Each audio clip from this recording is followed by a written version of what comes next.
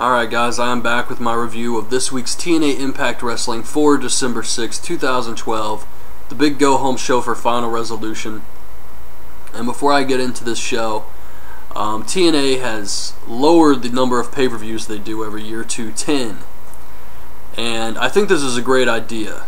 This way they get more build for Lockdown and more build for Bound for Glory. So this is actually something I think WWE should consider doing. I think this can only help TNA. I think it's a great idea. There's no need for them to do 12 shows a year. So this can only help the company. But anyways, on to this show. Man, this one here, I like the X Division match. I like the knockout segment. I like the main event. But there was just so much crap on this show that wasn't needed. And was just really silly. So it starts off with Bobby Roode. He comes out with Daniels and Kazarian. Kazarian says that they were the best part of Fortune. I like this. I like seeing some of Fortune back together. And he says that they'll be successful Sunday. Roode says he'll become champion once again. And Daniels says Sunday will be the last match with AJ ever. I hope he's telling the truth. And the winner will be considered the better man forever. He calls out AJ. AJ comes out and says Daniels is just jealous. And he couldn't beat him on his worst day. So Daniels starts bringing up all his losses and how he's been losing all year, calls him a loser, and says that Sunday his nightmare will become a reality and he'll learn that Daniels is truly better than he is. And AJ snaps. He attacks Daniels. But of course, Roode and Kazarian are there, so they put the boots to him, and Jeff Hardy and James Storm come out to make the save. Austin Aries is backstage and says he pointed out the Brooke-Bully Ray relationship to get back at Hulk. And he says he wanted to get the X Division title, go on to get his world title shot, become champion again, and Bully Ray screwed it up for him. He made it personal. And he wants a match with Bully Ray, and he's going to push Hogan's buttons until he gets that match. Samoa Joe versus Devon for the TV title. It has to be incredibly uncomfortable to wrestle in all those clothes the Aces and Eights wear. I mean, Devon is sweating his ass off before the match even starts. That's got to be a pain in the ass.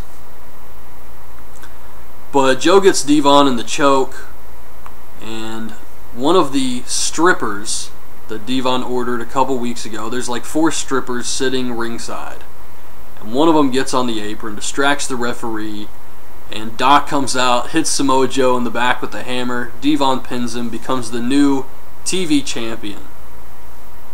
This doesn't really bother me. I mean, I understand why they did this. They want to make the Aces look strong, so it makes sense. And to be honest, it's not like they were doing anything with Joe anyways, so it sucks for Joe, but it's been this way for a long time. Brooke Hogan's on the phone talking about how the contract's been signed. D'Lo, oh my god, this. D'Lo Brown tells Al Snow he's glad he's back. And apparently somebody slipped Al Snow a Mickey. He woke up in the hospital, but the police are running a blood test and they're waiting for the results. This is terrible. I'm pretty sure D'Lo Brown is behind this. He's going to be involved with the Aces and Eights, and it's just, why do they have to come up with such a ridiculous storyline for this? So elaborate. I mean, blood test and shit? Come on, man. God. Mickie James comes out and says she's going to be the new Knockouts champion Sunday. Tara and Jesse come out. Tara calls her Missy. And Taz says, Missy, that's a flashback for me. I guess he's referring to Missy Hyatt. Taz, quit trying to stay relevant. I mean, nobody gives a shit, man. These little comments trying to put himself over. He says something else later about how he's finally getting credit for a move or something. I think it was in the Kenny King match. It's just ridiculous. But Tara's talking about how she got rid of Tessmacher, won the title, got Jesse, and then Velvet Sky returns. This was pretty awesome. I like this. I'm glad she's back. They really needed her in this division. And she says 2013 will be the year of Velvet Sky as Knockouts champion. Robbie T teaches Robbie E how to pay his insurance online. We get an ominous vignette of January 3rd, something's coming to TNA. What does it say exactly? The road to hell will be paved in their own blood. I'm going to say it's Abyss. I mean, who else could it be? Robbie T and Robbie E versus Chavo and Hernandez. Chavo beats Robbie E with a frog splash. Joey Ryan comes out. He says in 3 days he's going to become tag team champions with Morgan. Matt Morgan attacks Chavo and Hernandez from behind, lays them out.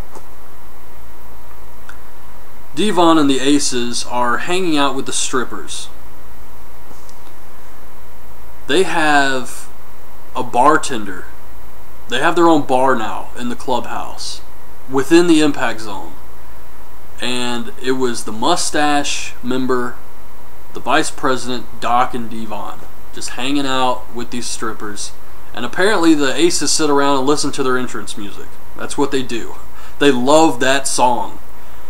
And the Vice President says, "We got a hit." And he has this envelope full of cash. So apparently they got to take somebody out tonight. Angle tells Wes and Garrett that he's proud of them. And they say they got his back tonight. Chavo and Hernandez say that Morgan and Ryan have their attention. During their promo, Kurt Angle's music starts. And it cuts to the ring, and then his music cuts off. And then it starts again. And he comes out, and we get Kurt Angle versus Doc. Angle hits the Olympic slam and gets Doc in the ankle lock. But, of course, the Aces come out and surround the ring. Garrett, Wes Briscoe, and Samoa Joe run out. And Angle says that it's going to be the 4 of them versus 4 members of the Aces and Eights at Final Resolution. And he almost calls Garrett Jarrett. No, actually he does call him Jarrett. Hogan's on the phone with Joseph Park. He tells him to get through OVW and he will feel more comfortable giving him another match. Bully comes in demanding a match with Austin Aries. Hogan laughs at him, says no, and Bully says that he's going to take over the show and he's going to get his yes. And Hogan says, "Somebody get him a Midol, please." Oh, James Storm tells Jeff Hardy that Bobby Roode will do anything to win the title and not to fall into his trap. He leaves and we hear Hardy's thoughts again. What did he say? Hardy says, "Tell me something I don't know." This is all in his head, mind you. "Tell me something I don't know. I don't know if Storm is a cowboy or an outlaw. And the only thing I know is it's the creatures and I against the world." And he closes his eyes. Damn, this shit is cheesy, man. This is just absolutely terrible. And they insist on doing it. They're not going to stop. And I don't understand it. Kenny King versus Kid Cash versus Zema Ion. This was a pretty good match here. I like this. Kenny King wins with the Royal Flush, so it's going to be Kenny King versus RVD. I'm glad they're finally doing something with Kenny King. It's been months now, so this is long overdue. Bully's on the phone with someone. I assume it's Brooke Hogan, talking about how he's going to take over the show. So Bully comes out and says he wants to fight Aries, and all the fans want to see it. So he's not leaving until he gets the match. Austin Aries comes out and says Bully's just pretending. He doesn't really want to fight him. He's not going to leave either. He sits a chair down in front of the ramp. Hulk Hogan's music hits. Austin Aries gets up. He runs behind the ring like a scared little girl. And it looked horrible. And Hogan gets in the ring and says he's not going to be pushed around. He's not making the match. And if Bully doesn't get out of his ring, he's going to kick his ass. And this was funny because Austin Aries is yelling, "Fight, fight," on the microphone. But Brooke Hogan runs out. And she says, "Maybe you are taking this a little personal, or a little too personal." And Hogan decides to make the match. He gets pissed and says, "Okay, the match is on." Was this necessary? Was all of this crap necessary. It was just a huge waste of time. It was boring. I didn't care for it.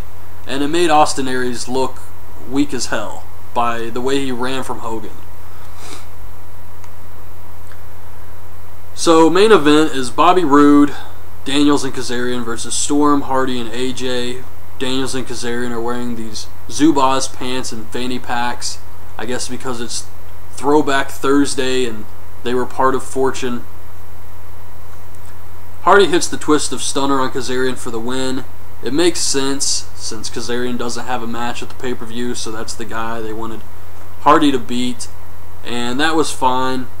Afterwards, the Aces and Eights attack Hardy, and Storm runs out, chases him off with a chair, and then the Aces and Eights give the thumbs up to Bobby Roode, and he gives it back. Excuse me. So Bobby Roode was the one who ordered the hit on Jeff Hardy. It pays to be rude. So pretty sure Jeff Hardy's going to beat him at the pay-per-view. that's about it. That was the end of this week's Impact. Just, I don't know. Couple good matches. I like the fact that Velvet Sky returned to the Knockouts division.